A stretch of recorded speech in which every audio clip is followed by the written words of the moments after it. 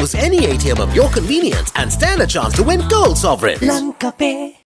The Electronic National Identity Card project commenced in 2012 with the aim of issuing a unique digital ID to every Sri Lankan over the age of 15, comprising biodata and biometric data. However, during a recent press briefing, the Movement for People's Struggle raised concern that the Indian company that will be facilitating the program would have access to the biometric data collected for the digital ID. Following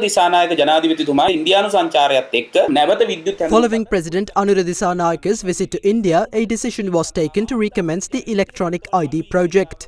The biometric data used for the ID include retinal scans, DNA, fingerprints, voice, ear shape, gait and handwriting. Our question is, why is all of this biometric data required? Furthermore, this biometric data will be collected by an Indian company, which essentially means that government is giving permission for India to collect every Sri Lankan's biometric data. Meanwhile, today, Acting Minister of Digital Economy Eranga Weeraratne responded to the allegations. Digital ID කියන project එක අපේ ප්‍රධාන අවශ්‍යතාවයක් විදියට අපි We සලකනවා. consider the digital ID project to be one of the most urgent needs, and as such it has been prioritized. Attempts were made to establish the database for the digital ID since 2012, and we plan to implement this program within this month.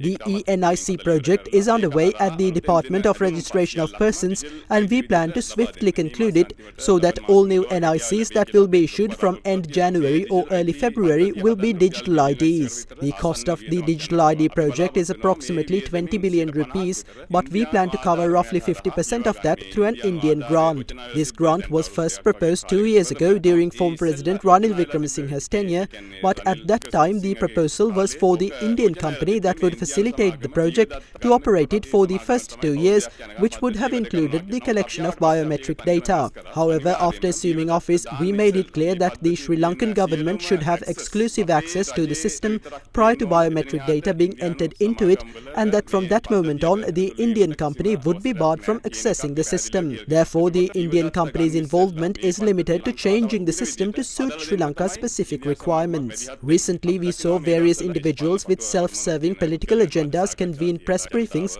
to sow fear among people. Only 3 categories of biometric data will be collected for the ID, which are fingerprints, facial features and the appearance of the retina. However, some were claiming that irrelevant data such as voice or gait would also be collected. No other data except those that I mentioned will be collected.